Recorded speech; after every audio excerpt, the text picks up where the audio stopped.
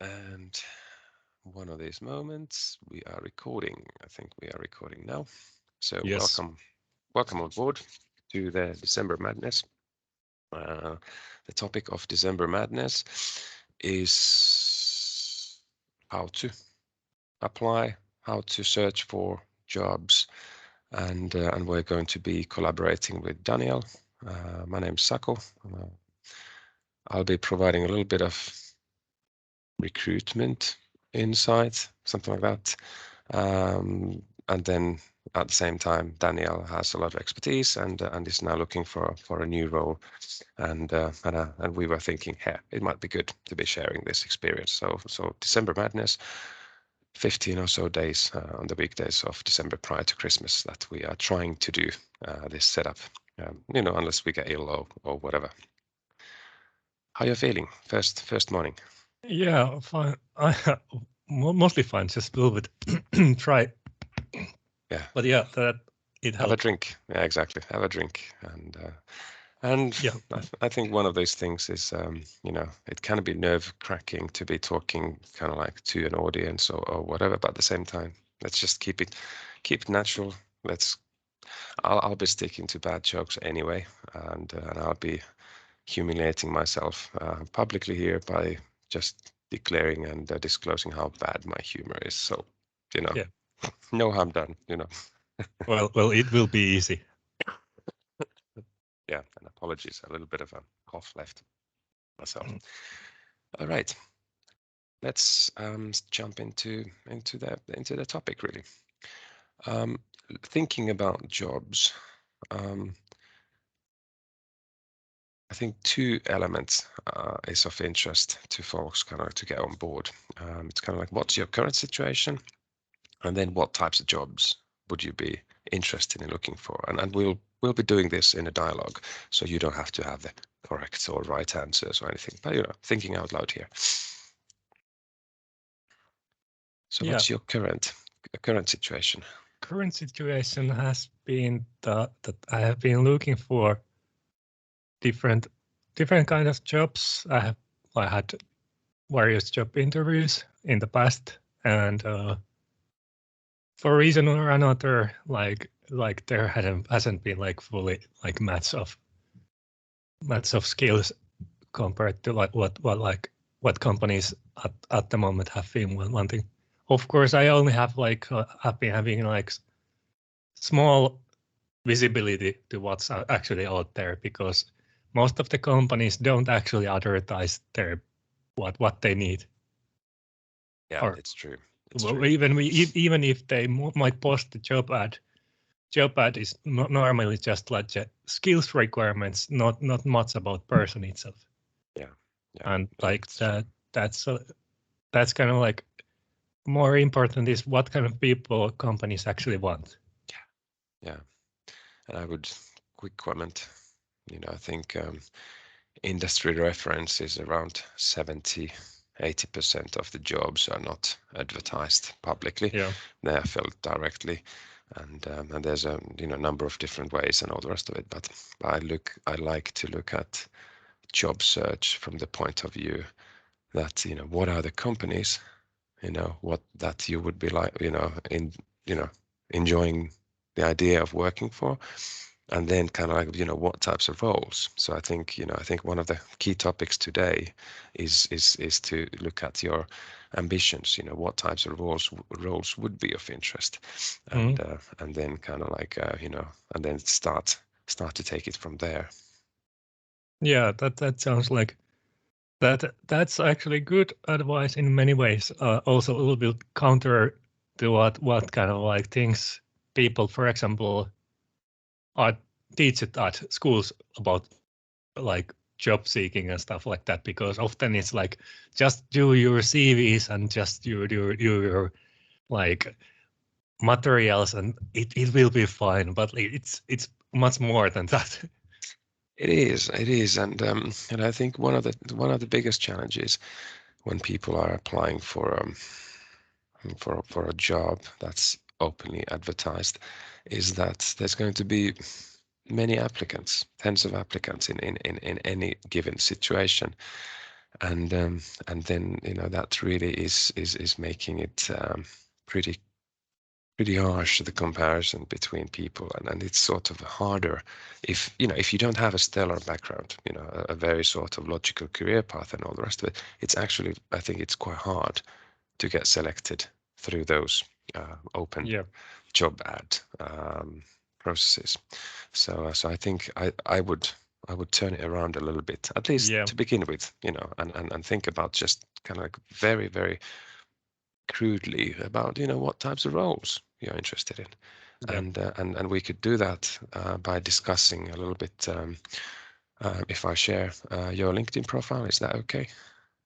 Oh, it's probably okay because it's already visible to like countless of recruiters who actually pay for access to people's profiles. Yeah, So exactly. it's kind of like, well, it could be better, but at least it's been for a Mm, while. exactly. And in all honesty, I think people too often take a stress out of something's not perfect. I think people should apply a little bit of agile mindset that, hey, that's the current situation, that's the current setup, and it's going to be improved. It's going to be, as we now look at it, we're going to be making improvements. And so, if there's something, that, I would deem a little bit differently or something like that, we can discuss and all that type of Yeah, stuff. So this is how it looks like. yeah, I do see it also. Yeah, very good. And I like the fact that you've identified here, the roles that you would be interested in. Is this sort of your current situation? Kind of. It's like maybe that's like even a little bit too wide because like lots of the like visual designer roles are more like in like advertising and stuff like that. Most of the like that Yeah, that yeah, yeah, I also have like automated like notifications about new jobs from yeah, yeah, from certain categories, but like those are just like, well, it's like many of those actually are not even from Finland because LinkedIn's targeting is quite bad. The filters pop up jobs from random places. yeah, exactly. But yeah, in terms of the roles in kind of like Yeah, roles are the kind of like more focused on the like on website or digital. yeah, But yeah, yeah, that's good. And yeah, I'll just check. Ooh, you've got a lot of stuff here. yeah. Well, that's one of things that like should be probably cut down to smaller. But like that was at one point I got kind of frustrated that people were asking same questions again and again. But so I just put everything there. It's probably, well, No, I don't or think might not, it's but like, yeah, I think it's not a bad thing. I think, me as a recruiter reading this, I'm sort of first and foremost thinking that most likely you can't be fluent with them all. So yeah, I would sort of, I would perhaps, keep this, but I would split it into fluent and then, yeah, pragmatic know-how or something like that. and probably the like things that are a little bit older, I would like just that I don't really want to do that much. I would just Yeah, drop from that because, but that was like after a few moments of frustration with certain recruiters that yeah, didn't read even the intro. yeah, yeah, yeah. Yeah, yeah, and absolutely no worries, absolutely no worries. And I'll just check, and there we are. So the last The last developer role that you've been having has been in 2018. Is that right? Yes, like last full time. After Yeah. that, I have done some like smaller web projects and stuff like that, but like those are a little bit All different. right. And Yeah. in the past I also did like photography and stuff, but I just sold my camera away and stuff like that. Like, Yeah. Makes sense. I would thinking about this, and this is not now related yeah, to the ambitions, but we can have a look perhaps tomorrow or something like that. But I would frame it just a little bit after this. I would, I would, I would, I would, mm, I would introduce those projects that you've been doing. I might yeah, take the career break away when there's a repetition of the career break. It might not be kind of like yeah, it might not be coming across the way you want. yeah, Um, yeah. and I understand. Yeah, but like yeah, I'll just like part of the problem was previously that LinkedIn's like the way of like displaying like for example courses and education stuff like that. It's quite not optimal. So, yeah, yeah, but it's true. maybe I have to clean up for LinkedIn and then have like better listing elsewhere on my personal Yeah, like more like cleaned up like web based CV. yeah. And then I think the photo is quite good. However, I think there's always that, when people look at the photo of a profile, there's, even though people don't really think about it, but if it's a sort of clear-cut, friendly, smiley face, I Yeah, think the research has just found that it's just a little bit more beneficial. So yeah, so yeah, and it's also like quite old picture from like I don't know 2015 or 16. So yeah, but like yeah, it's just like for one reason or another I haven't had like new picture. yeah. And but I think these videos will provide plenty of opportunities to take a screenshot, Yeah, if nothing else. Okay. About the yes. ambitions before we wrap it up for today, but I think we should talk about this. So, thinking about the next few weeks, what would you like to accomplish at this time? Probably most important would be like kind of like clarify both to myself and probably to others like what are the actual like what are the actual core skills, because it's like for me it's much more than just like there are better like back-end engineers and they're better probably better like people that you only focus on UX like high level usability stuff or Yeah, very deeply like accessibility technical stuff. yeah, But it's kind of like finding what parts of like my skills and experience are good for like potentially like I know that there are companies that need need the skills I have, yeah, but I just definitely. haven't figured out how to convince people that I actually have them. Yeah, exactly. So Tell it's me a it's little bit. Tell me a little bit of the last projects that you've done after the last full-time job that you had. yeah Kind of like just yeah, share a yeah screen or I was like I could show a bit of those. I just scroll down to my, but I just quickly go over it like by speaking because it's faster.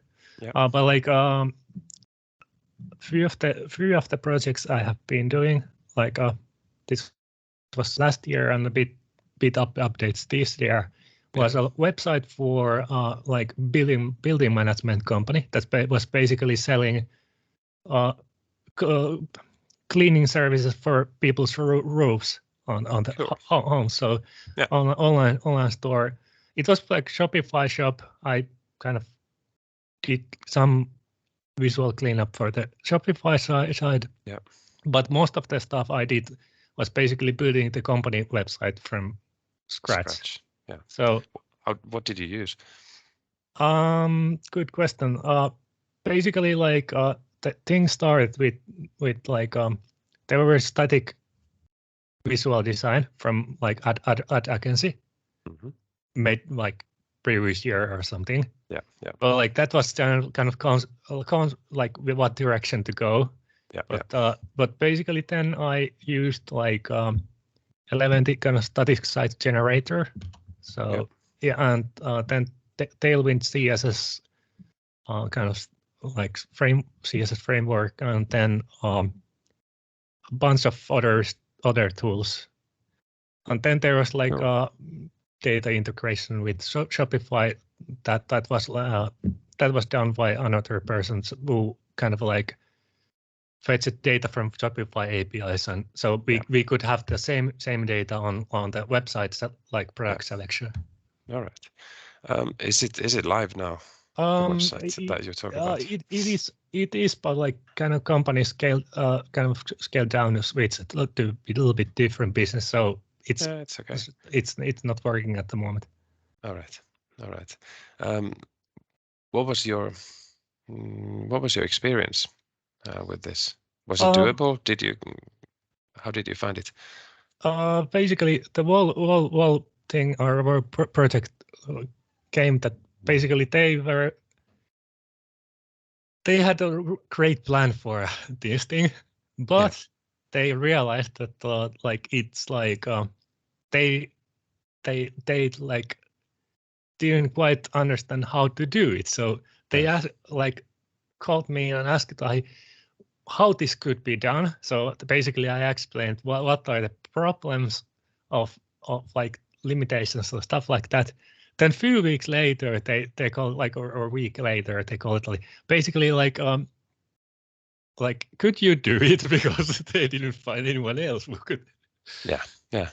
So I basically helped them to understand what's the problem, and then they just like, could you do it because you understand better than Wow, us? sounds like a good old consultant's work. First Yeah, you advise, and then it's kind of like, yeah, we can do it. yeah. And then there's like after that, like this year, I had like small like visual design projects for Yeah, a friend who was doing music player for yeah, like custom music player for one organization yeah, yeah, for backing tracks for joyers or something like that. yeah. So I did like uh, basically I designed the UI for that. So All right. it, So my it was question now, of those two projects, yeah. did you enjoy them? Yeah, I did enjoy it. Like well, the biggest benefit was basically it's like building something visible, Mm. and it was for real use, not Yeah, just personal projects. yeah, yeah, yeah.